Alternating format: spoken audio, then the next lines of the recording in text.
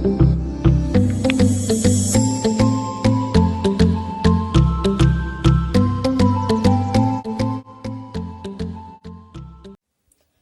children, so today under the physics concept we are going for the first chapter under the 9th standard, that is motion. So now before going to discuss about the motion, we have to know the concept called when you are going to say a body is at rest and when you are going to say a body is in motion. So when we will say that a body is in rest position means when there is no change in position of the object. When there is no change in the position of the object, in that case you will say the body is at rest position. When there is change in position of object, when there is change in position of object, in that cases the object is in motion. So when the vehicle, the car is moving, then that object is in motion. When the car is at rest, in that case, that is, it is not changing its position, then in that case you are going to say the body is at rest position. So now we know motion means the body should be in a movement. Rest means the body should not, there is no change in the position of that object. Now there are three types of motion. So first one is linear motion.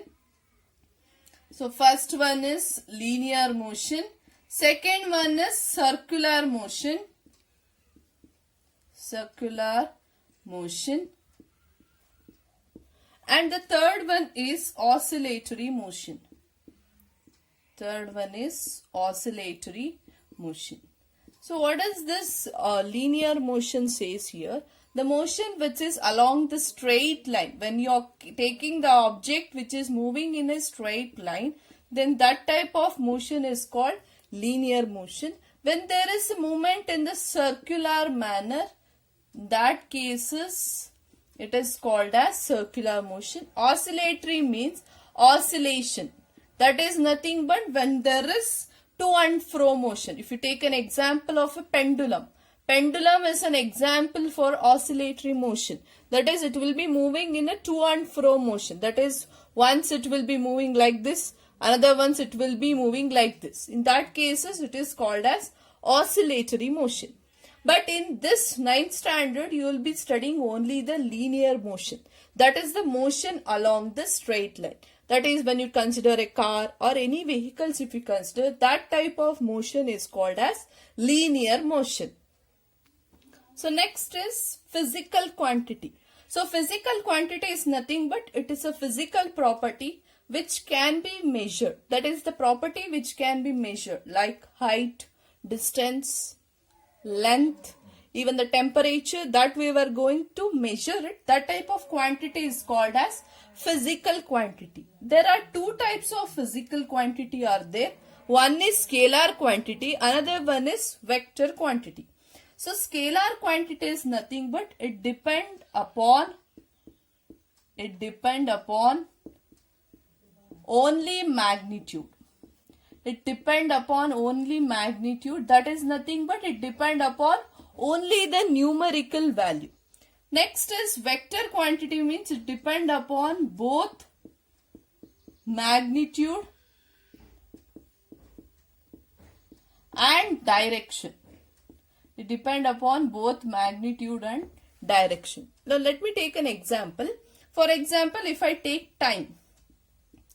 Time, I'll say it is a scalar quantity. Why? Because time we are going to measure only with the magnitude. That is, magnitude means value. For example, 2 p.m.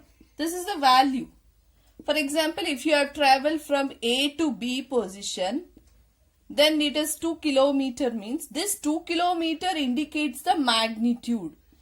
That is, magnitude is nothing but the numerical value here. Vector quantity means it depends upon both magnitude as well as direction. Both magnitude as well as direction means here if you take an object is traveling from A to B, magnitude is how much the value or the distance how much it has traveled is 2 kilometer. Direction means which direction it is moving. That also will depend. If you are saying a vector quantity means it is depending upon the value as well as in which direction does it moving. But when you say about the scalar quantity, we are not saying anything about the direction. So if you want to differentiate between scalar and vector quantity, scalar quantity I can give example of a mass. So mass is a scalar quantity because it has, for example, mass is 2 kg. So that is only depends upon the magnitude, that is the numerical value, not on the direction. So similarly you can say distance is a scalar quantity and time is a scalar quantity, temperature is a scalar quantity. If you go with the vector quantity, very importantly, force is a vector quantity. Why force is a vector quantity means? Force means if this is an object is present, you are going to apply a force on that object. That means some force you are applying. So force, for example, unit of force is Newton. This is just an example. 2 Newton of force you are applying on that object means that object will be moving in this position. So that means force depends on magnitude, that is 2 Newton as a magnitude, and also direction. In which direction you are going to apply the force, and by applying that force, in what distance there's the object will be moving. So hence force is a vector quantity because it depends upon both magnitude as well as direction.